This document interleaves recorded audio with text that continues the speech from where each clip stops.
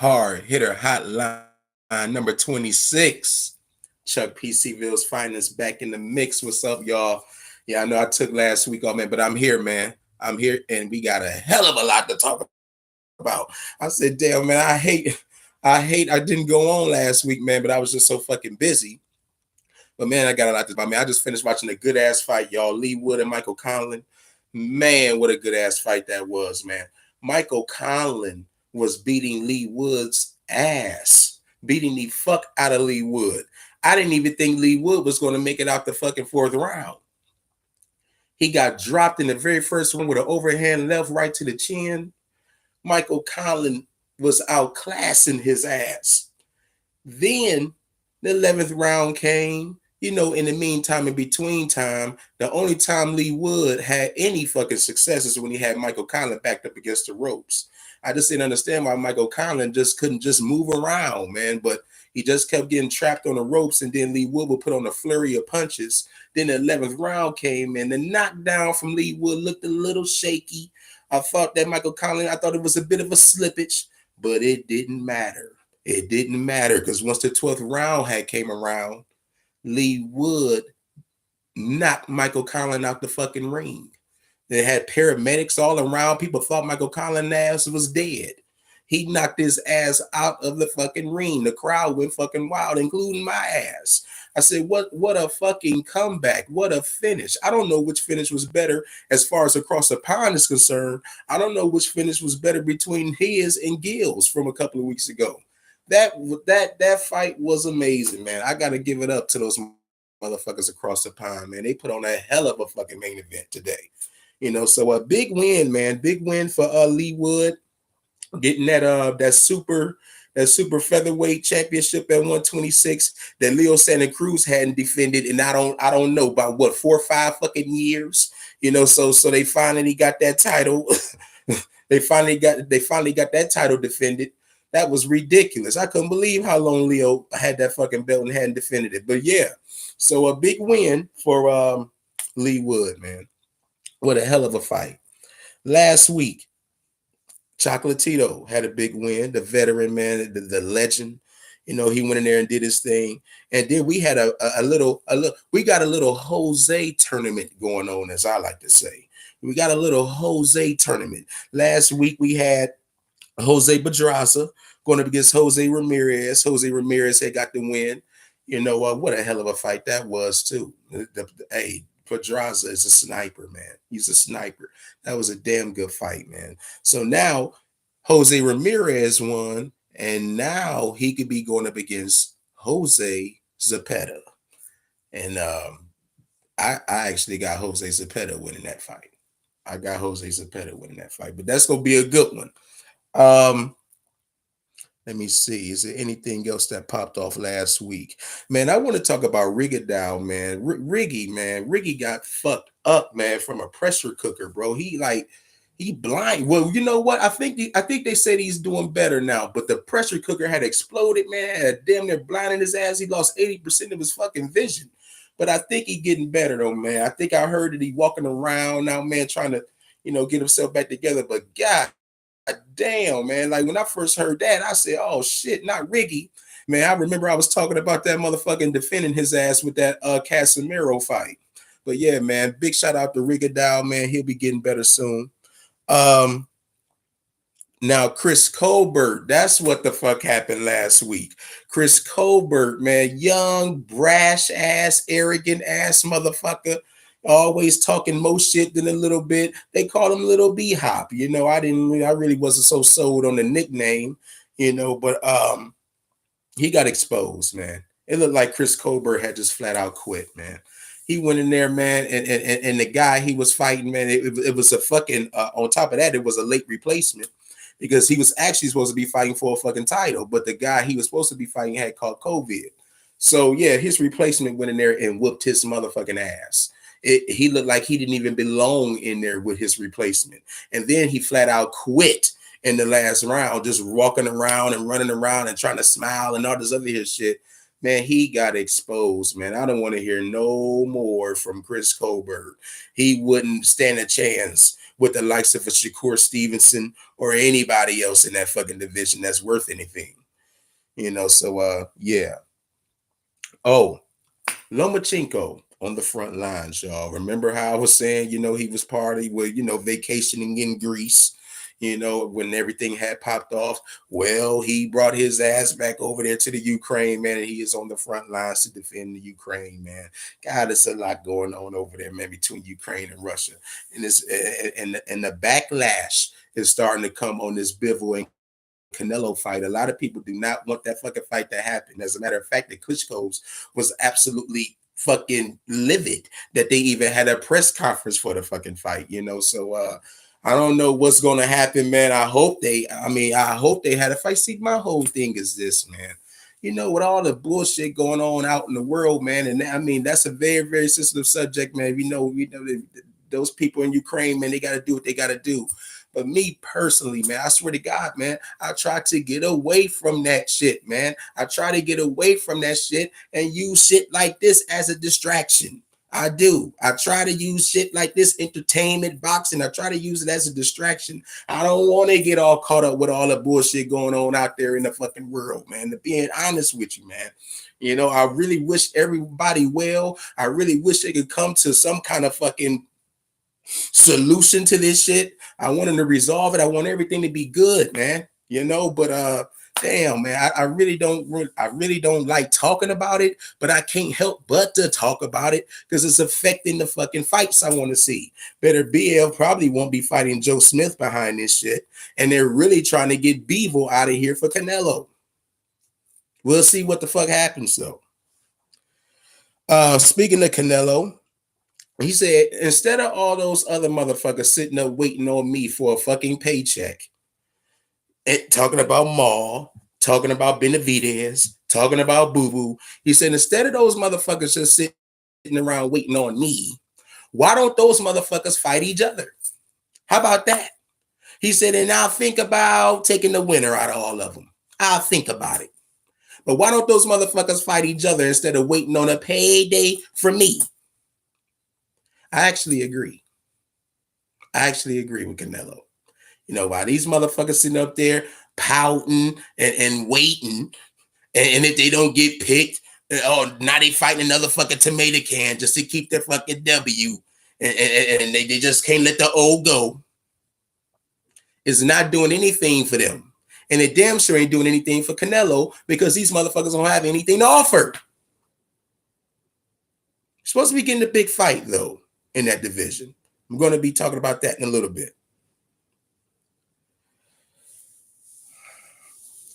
Got a lot of Canelo news. Canelo and Ryan Garcia going at it. All right. They still going at it. Canelo is saying how this motherfucker is lazy and he's bullshitting. He's sitting up there. He's telling all these fucking lies as far as Eddie Reynoso is concerned. He said Eddie Reynoso was always available for you. You just never wanted to fucking come to the gym. You sit up there and you say, oh, I'll be there. I'll come to the gym. You come to the gym. You shadow box and then you leave 20 minutes later. You bullshitting. Just like Andy Ruiz. Andy Ruiz, come in there, do a little something, and get the fuck out of there. You don't see Andy Ruiz training over there now. He in another gym. But you know what? All those motherfuckers seem like they're leaving. Even the Virgil Ortiz now. And I know Virgil Ortiz a fucking gym rat. Virgil Ortiz taking shit seriously. That motherfucker, hey. I don't know. Well, Robert Garcia, he ain't training Virgil anymore. I think Virgil got fucking, I forgot who Virgil got training him for this Michael McKenzie fight. But yeah, man, everybody, that whole camp is just all fucked up. Andy Ruiz gone. And I'm going to tell you something. If that shit's true, what Ryan Garcia said about Frank Sanchez probably won't be at that motherfucker for too much longer. He said he showed up damn near the minute of for the franchise fight to get his ass together. But even though Canelo could be telling the truth about Ryan bullshitting, I kind of got to believe some shit Ryan said too.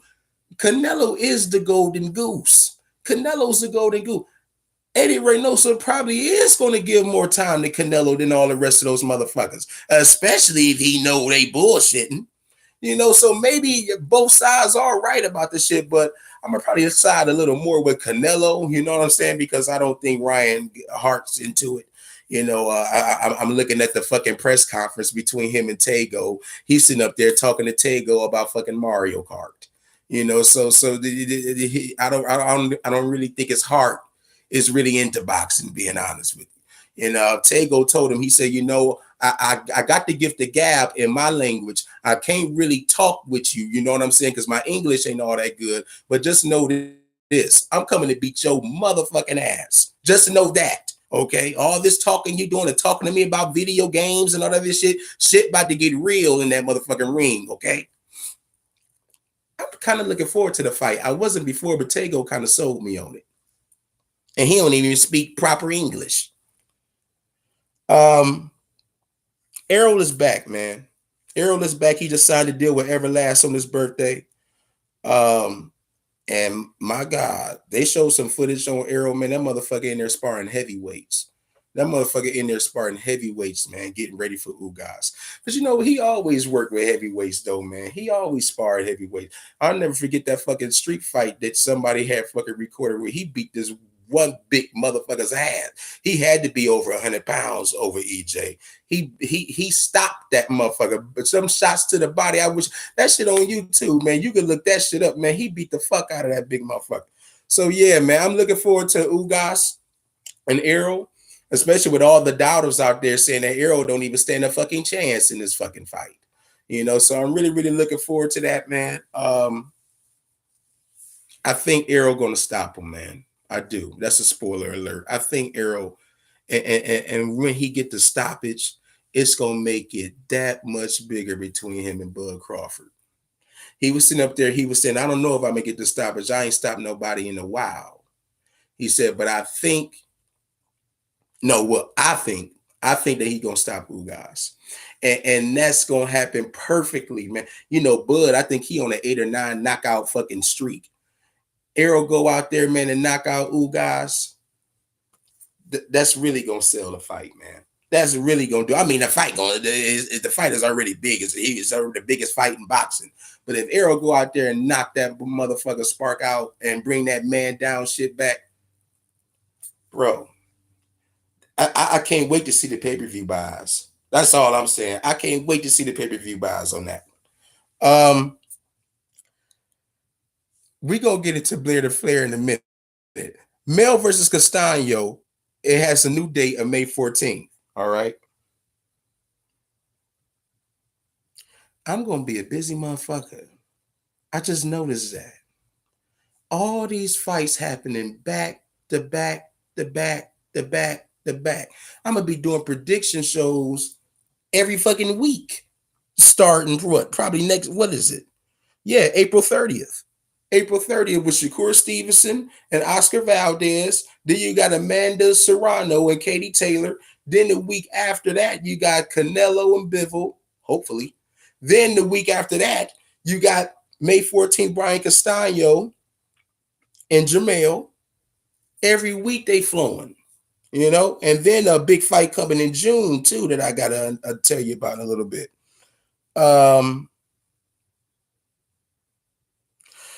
Mel said something in that interview. I have re-released the interview that Brian Custer had put out with Jamel Charlo, but I had to kind of just put my little flavor on it, you know what I'm saying? But he has said something that I didn't upload though. He says something about Benavidez and his brother fighting. And if you read in between the lines, it almost sounded like he was taking Benavidez to beat Maul. He said, yeah, man, my brother can fight Benavidez. He said, but, that's a smaller guy coming up, my brother, a smaller guy. He said, this came out of his mouth. He said, I don't see Benavidez getting tested. I don't see Benavidez getting tested until he goes up to, maybe cruiserweight, something like that, 175. He said, because he big. That's a big dude. That came out of Mel's mouth. So I'm like, well, damn. It sounds like It sounds like your prediction when it come to him and your brother. It sounds like you taking Benavidez. He said it without him even realize he said it though. That's the thing. He said that shit without him even realize he said it. Yeah. Speaking of his brother, Jamal Charlo, you could be looking out for another KTFO intro and after party show. Because it's looking like Jamal Charlo will be going up against Jaime Munguia. Jaime Munguia, good fighter. I like the fight. You know, it looked like they was protecting his motherfucking ass for a while, which I still think they are. You know, the only reason why I think they really taking this Maul fight is because they looking at his last fight against Montiel, where Montiel looked really good in that fight. I'll just say that. All right. He had Maul on the back foot, putting his hand out, looked like he was almost damn near begging for mercy at times in the fight. You know, so they're looking at that and they thinking Jaime Munguia could go in there, man, and get a good win of them all. You know, but I'm thinking the Maul that fought Deryevchenko is going to show up and fight Jaime Munguia. You know, so don't want to give too much away because I'm going to be doing a prediction show. So, but yeah, you can look out for that intro coming real soon, probably by the end of the week, probably, hopefully. Jack Catterall has called the boys. All right. Now, that fight, man, everyone knows it was a clear robbery. All right. It was so much of a robbery. Jack Catterall is calling the cops. Okay. He's calling the cops and getting the cops involved. He said, y'all got to investigate this. Y'all got to talk to judges. Y'all got to reverse this. This is ridiculous. This is the biggest fucking robbery probably in boxing history. You know, especially when it comes over there to the UK area. That was ridiculous. So Josh Taylor, him and his family getting death threats and all this other his shit. And that's uncalled for. That's uncalled for. Josh Taylor didn't score the fucking fight. He just fought the fight. You know what I'm saying? He didn't score. He wasn't a judge. He didn't make the fucking decision. All that death threat they're giving him and his fucking family, that shit is utterly ridiculous. You know, but I don't know what they're gonna do. I mean, Josh Taylor said he's willing to give him a rematch at a catch weight because he can't make 140 anymore. You know, so he said he's willing to give him the rematch, but I don't know, man. I don't even think they're even gonna get a. I don't even think they're gonna do a rematch. To be honest with you, I think it's over, man. I think Josh Taylor will probably move on, try to fight Bud Crawford if he can get that fight, and even if he can't get that fight right away, I think they'll probably face him up against somebody else. And that's a damn shame when it comes to Jack Catterall. Not only did he win the fight, man, he was supposed to be, the 7th undisputed champion? Yeah. He was supposed to be the 7th? That's ridiculous, man. News when it comes to Amir Khan. Now, after him getting his ass annihilated and embarrassed by Kell Brook, we all probably thought that Amir would disappear. But no, Amir is revoking. And no. Amir is actually putting in that damn rematch clause of his. He said, I can beat Kell Brook. He said Kell Brook had 10 months to prepare for that fight. I only had 10 weeks. You know, so that's his excuse. He felt like Kell Brook had way more time to prepare for the fight. He said, if I have that kind of time with Bo Mack, I'll be able to destroy Kell Brook. So he wants to, you know what? I don't think the people are calling for it at all. You know, even Adam Smith and those guys over there at Sky, who even, who broadcasted the fight, even they saying like, you know, I don't really think too many people want to see it, including them, you know. So yeah, I don't think that fight's gonna happen. If it does, it does.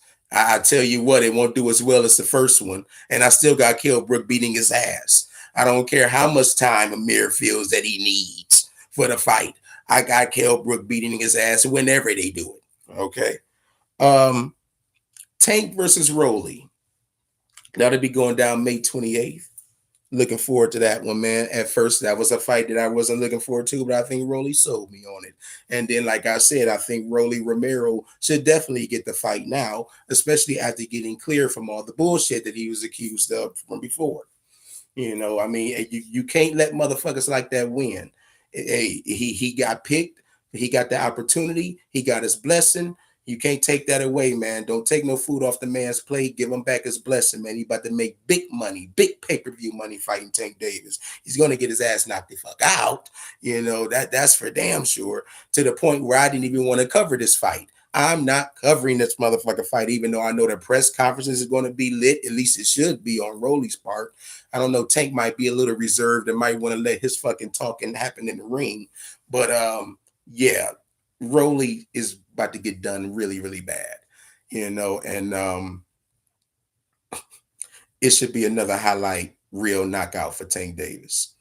Um, they had something, man. They had a little bit out where Eddie Reynoso had admitted out of his mouth that black fighters, African fighters, that he, as he said, are dangerous. You know, and a lot of people were saying that. A lot of people were saying how Eddie Reynoso, well, Canelo, and everybody else in this team was ducking the fucking black fighters. Everybody to the Jamal Charlos and Andres, and which could be fucking true. But like I said, man, you got to trap him in the corner. You can't just sit back and wait. Whoever he fighting, you fight him. Caleb Plant out there. I would have liked to see Maul fight his ass too. And do him even more dirtier than fucking Canelo did. Even though I don't know if he could do that, man. I like Caleb Plant as a fighter. And the thing that Caleb Plant got over all the rest of them is the fucking experience. So I don't know. I probably would pick Caleb Plant to win the fight. I don't know. He been in there, man. He got that big spotlight. He got the experience. He probably, even with that loss of Canelo, he probably feel like he's still bigger than the rest of them. Just because of all the fucking experience he got from that. I probably would pick fucking Caleb Plant to win that fight against Maul. Anthony. He comes out, you know, because we got this whole thing with Usyk in the war. Well, you know, defending his land. And he's supposed to be fighting Anthony. But that might not happen. And Anthony's going to need a replacement. And the first person that came out of his fucking mouth was Deontay Wilder. Now, would I like to see the fight? Yeah. But how convenient. Now, see, this is where there's going to be more bullshit behind this. Because let's just say Wilder comes out and he says, I don't want to fight anymore. What people going to say? He ducked AJ. They're going to say he ducked Anthony. And he really wants Wilder right after Wilder put out a video with his wife, with Coach Byron Scott, saying that he doesn't know what the fuck he wants to do. You know, he said he's going to, you know, go under some kind of hypnosis or whatever to help him find the answer on what the fuck he's going to do, whether he's going to box or not. And I don't know, man. I don't know. I mean, I could be wrong. I could be wrong. But I don't see him coming back, man. I don't see him coming back. If he does, that'd be great, because the fucking heavyweight division definitely needs his ass. It definitely needs him, you know. But I just don't see it. And so then what? That's going to be the narrative. Oh, man, he never wanted to fight with Anthony. He even ducked him in the end when he could have been his replacement for Usyk. And I don't want to hear that bullshit, but I know it's coming. What we got? Oh, God. Conor Ben, man. I'm not a fan of Ben, man. I'm not a fan of Conor Ben. You know, I know they try to put him up there with Virgil Ortiz and Jerron Boots Ennis as the top welterweight prospects coming up.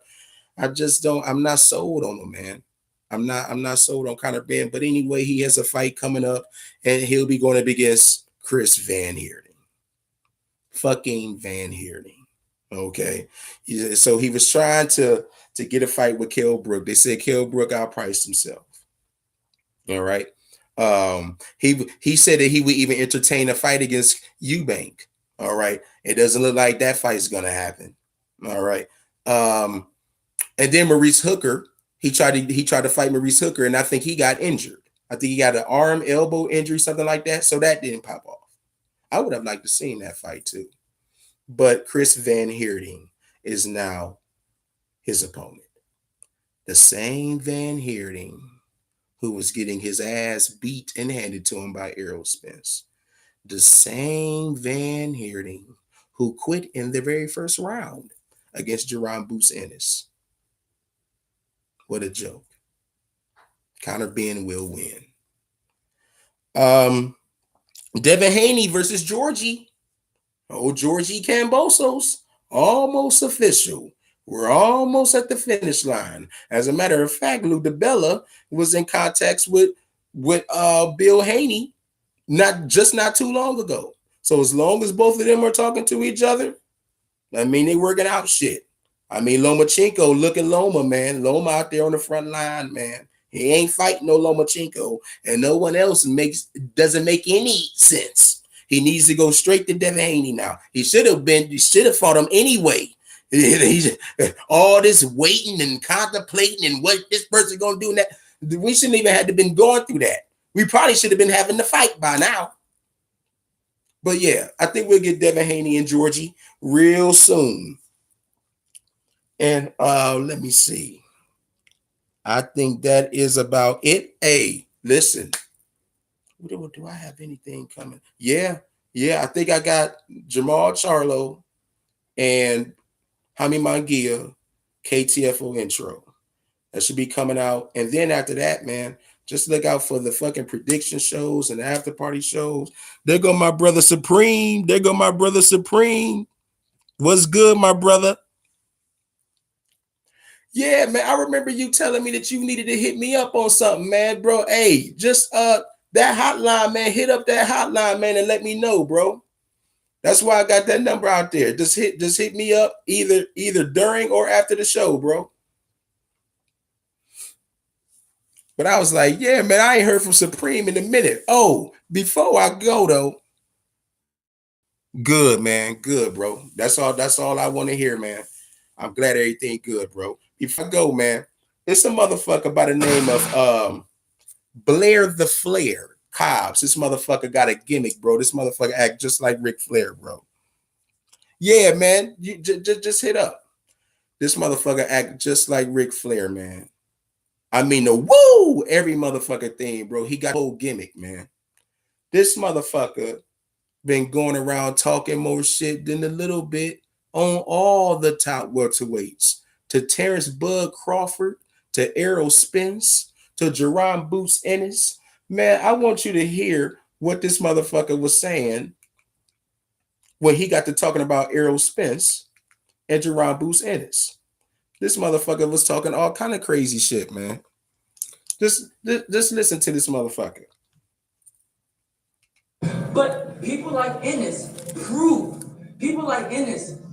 prayed for me to die. They prayed for me in my downfall. Why? Because then they can be great. I'm sorry. It's not over yet. It's not over. Flair is still here, still young, still ready. And even though I go through my trials and tribulations in the ring, I ain't got a million fucking easy fights. I ain't built up with 20 easy fights and just easy quick knockouts to get me cool and collected inside the ring. No, I'm learning right on the struggle. I'm learning back against the wall, fighting other undefeated fighters. You can't say that about Ennis yet. And when we make it real uncomfortable, guess what? We not in Philly no more. We in Vegas. Let's get it. MGM Grand right here. Let's get it. Let's see if he's real. Let's see if he can take the great one. Because there's a difference between being good and being great. People get this shit misunderstood. You ain't great until you face opposition. You ain't great until you face opposition. You ain't shit until you face opposition. Well, he ain't lying on that shit. He ain't lying on that. You ain't shit until you face opposition, man. Motherfuckers going on here, man, knocking out these goddamn tomato cans. They look at the man, he not. Well, who the fuck did he fight? Who the fuck did he fight? You know. But Boost is the fucking truth. Boost is the truth. Wait a minute, hold on, Supreme. You ain't heard shit yet. But he makes a good point with that, though, man. You know, you got to fight somebody. But Boost is the truth. Listen. I knocked down. I got back up to win. Not only win, but knock this motherfucker out. Can we say that about Ennis? Can we say that about Ortiz? Can we say that about any of these young fighters that just taking easy fights? I want to protect my fuck you up.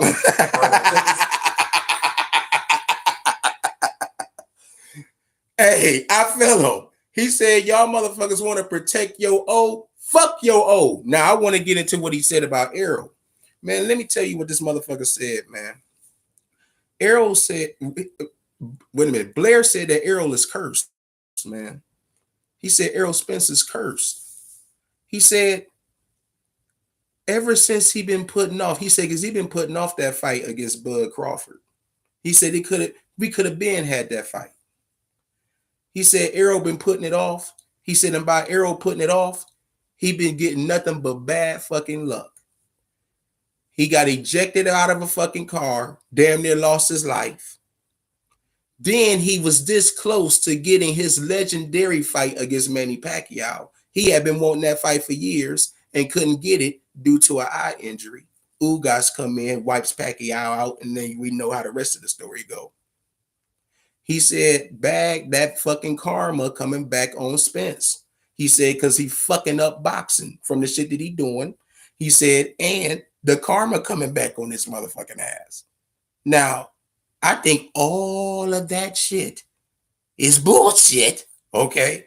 But nonetheless, Blair the Flair putting it out there, all right? Blair the Flair putting it out there, all right? He said that's nothing but bad luck coming on Spence. Nothing but bad karma, and he fucking up boxing. And he the one that's going to beat Errol Spence's ass.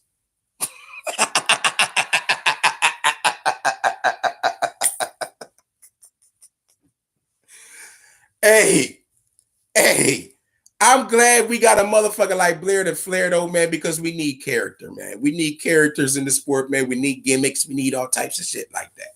You know what I'm saying? But as far as Blair the Flair going in there and beating the Errol Spence, I just don't see that. You know what I'm saying? I don't see him beating the Jerome Boots Ennis. I remember when he confronted Jerome Boots Ennis, though, and he said, why don't you fight me? And Boots told that motherfucker, he said, dude, it's all about levels. You ain't on my level. You ain't got shit to offer me. You don't have shit to offer me. And Blair looked at it as a duck, you know. But bro, I got Boots beating Blair's ass in 4 rounds. Okay. And 4 fucking rounds. He better hope he can get past the motherfucker he fighting next.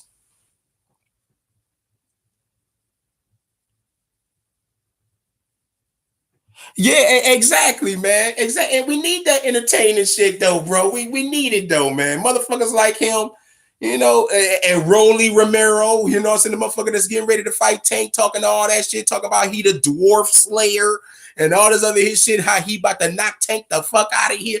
We need character. We need delusional, crazy ass characters like that in the sport, man. You know what I'm saying? Just for entertainment purposes. You know what I'm saying? They gonna sell the press conferences, but then we know what the fuck gonna happen in the ring. You know, we know what the fuck gonna happen in the fucking ring. But yeah, Supreme, you caught my ass, man, right at the very end, though, man, because I'm about to wrap up, bro. I had a crazy busy ass week this week, man, and I didn't come on last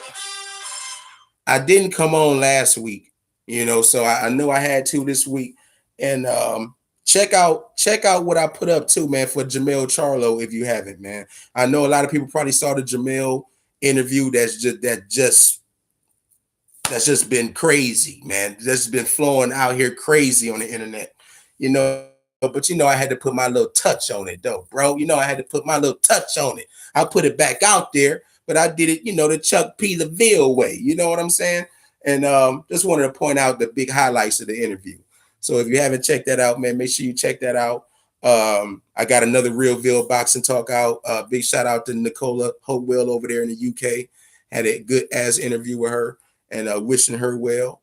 And then, like I said, I got Jamal Charlo and Jaime Magia prediction show coming out Friday. Not prediction show, the intro, prediction show, after party show. I got all that shit dropped. But the intro coming out Friday, man. So make sure y'all check that out, man. And for all y'all checking this out archive, make sure you follow me on Twitter at ChuckP2160 to stay ahead of the game, man. You know, we got, man, too much shit dropping, man. Dude, I got a fucking award show. An award show coming out this December. You know, I gotta get all dressed up and all this other shit. Man, I'm doing the 9s, man. I'm going a whole 9 for y'all, man. You know what I'm saying? It's going down this December.